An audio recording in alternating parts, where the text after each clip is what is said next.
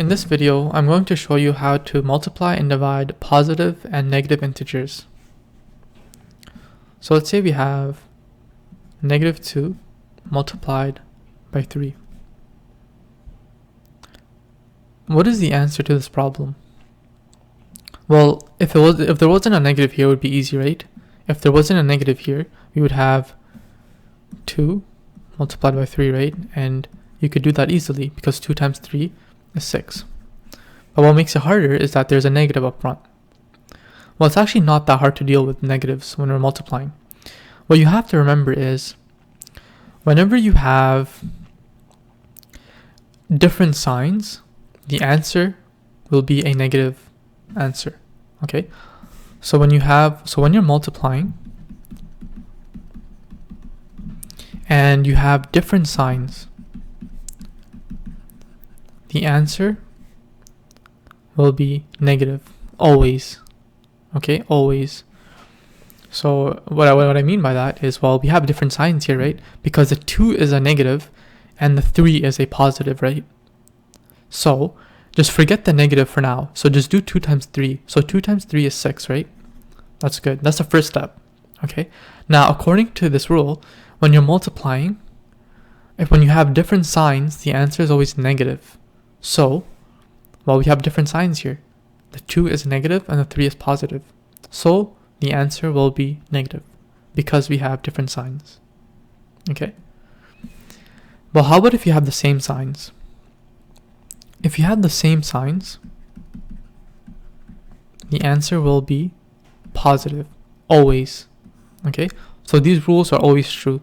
So when we have the same signs, the answer will be positive. Okay. And you can test this actually, because let's say you had regularly 1 times 4. What would be the answer to this? It would be 4, right? And that makes sense according to our rules, because when we have the same signs, the answer is positive, right? This expression, the 1 and the 4 have the same signs because the 1 is positive and the 4 is positive. Okay, so if you remember these two rules, you can do any type of multiplication problem involving any combination of negative or positive numbers. Okay, so let's do another example. So let's say you have minus 5 times minus 2. What would be the answer to this problem? Well, just look at our rules here. When you're multiplying numbers, if they have the same sign, right? So this is the case that's applicable to us here for this problem. They have the same signs. The 5 has a minus and the 2 is minus as well. It's negative. So since they have the same signs, the answer will be positive. So all you have to worry about is just doing the 5 times the 2, which is 10. And since they have the same signs, the answer will be positive. So our answer is positive 10. Okay? So let's look at another problem. Let's say we have 2 multiplied by a negative 3. So what does this give us? Well, which case applies to us here? This one, right? Because the 2 is positive and the 3 is negative. So since we have different signs, our answer will be a negative. So what's 2 times 3? 6. And since we have different signs, our answer will be negative. So our answer is negative 6. Okay, so that's the rules for multiplying numbers. Well, how about when we have to divide numbers? Well, you may be surprised to know that the rules are exactly the same.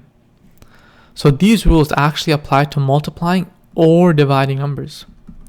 Okay, so that's really good news because you only have to remember rules for one of them, right? The rules are the same whether you're multiplying or dividing numbers. Okay, so let's look at an example. So let's say we have 10 or negative 10 divided by 5. What would this give us? Well, since we know that the rules are the same for multiplying and dividing numbers, we have, what do we have? Which scenario applies to us? This one, right? Because so this is a negative 10 and this is a positive 5. So we have different signs, right? And what I mean by different signs here, if I didn't explain it before, is the signs on the number, right? Because numbers can either be positive or negative. So if the signs on the numbers are different, so one's negative, one's positive, your answer will always be negative. So in this case, we have 10 divided by 5, which is 2, right? But since we have different signs, the answer will be a negative. Okay, so let's look at another example. So let's say we have 20 or negative 20 divided by negative 2. So which case applies to us here?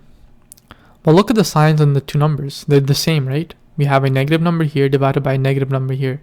So this scenario applies to us because the numbers have the same signs, right? And we're dividing them. So when that's the case, our answer will be positive. So we already know our answer will be positive, so that's good. So first, we just carry out the 20 divided by 2, which is 10. And then since they have the same signs, we know our answer will be positive. So our answer is plus 10. Okay? And it's as easy as that. So let me know if that's helpful. And if you have any questions, please let me know in the comments below.